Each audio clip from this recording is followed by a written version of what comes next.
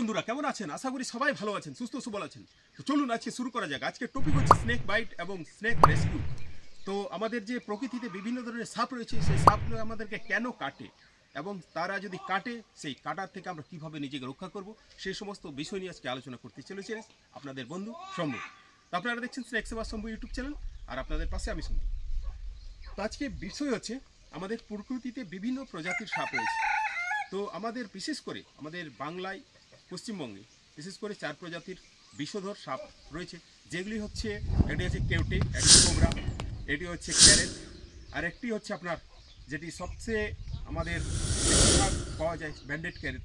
তো এই 4 প্রজাতির সাপ রয়েছে।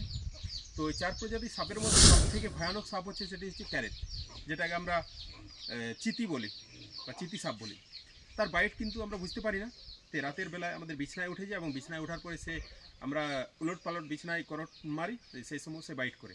দ্বিতীয় হচ্ছে আপনার কোবরা, যেটাকে আমরা গহমন বলি বা যেটাকে খরিস সাপ বলি।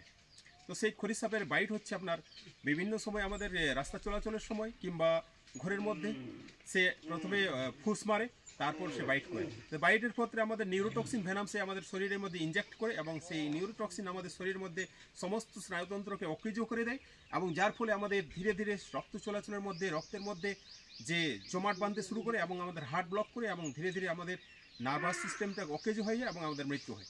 দ্বিতীয় হচ্ছে কেউটে, তৃতীয় হচ্ছে কেউটে। কেউটে হচ্ছে একটা হাইলি ভেনামাস, হাইলি নিউরোটক্সিন ভেনামযুক্ত একটি সাপ, যার তীব্রতা অনেক বেশি। কেউটে হচ্ছে অনেক বেশি তীব্রতাযুক্ত একটি সাপ, যার গহমন যেটা আমাদের কোবরা রয়েছে তার থেকে অনেকটা বেশি। তো যার কারণে তার বিষটা অনেক বেশি দ্রুত কাজ করে। সে অনেকটা ক্ষিপ্র আকৃতির সাপটা, যার আক্রমণাত্মক যে গতিবিধিটা অনেক বেশি হয়।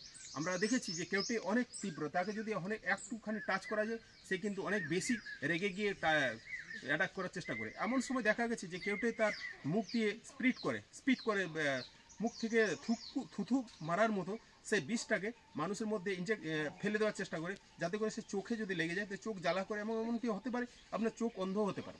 এই ধরনের ঘটনা অনেক সময় ঘটে। চতুর্থ হচ্ছে আমরা ব্যান্ডেড ক্যারেট। ব্যান্ডেড ক্যারেট হচ্ছে এমন একটি সাপ যাকে আমরা খুব শান্ত প্রকৃতির সাপ বলতে পারি। এই প্রকৃতির মধ্যে সে সচরাচর সমস্ত সময় নিশাচর রাতের বেলায় তাকে দেখতে পাওয়া যায় বেশিরভাগ সময়।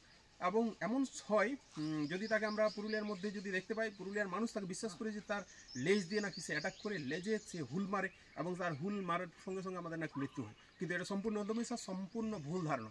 তার তার অ্যাটাক করার হচ্ছে যে সে তার কামড় দেয়, ঠিক আছে, কামড় দেওয়ার ফলে সে মৃত্যু হয়। কিন্তু আজ পর্যন্ত এমন কোনো রেকর্ড নেই যে ব্যান্ডেড ক্যারেটের কামড়ে মৃত্যু হয়েছে। শুধুমাত্র আমাদের স্ন্যাক বুক অফ ওয়ার্ল্ড রেকর্ডে একমাত্র একজন ভারতীয়র নাম রয়েছে যার স্ন্যাক বাইটের মৃত্যু হয়েছে। তো এই সমস্ত স্ন্যাক বাইট থেকে আপনারা বাঁচবেন, তার জন্য সমস্ত সময় আপনাকে সচেতন থাকতে হবে, সজাগ থাকতে হবে এবং দেখতে থাকতে হবে স্ন্যাক সেবার শম্ভু ইউটিউব চ্যানেল।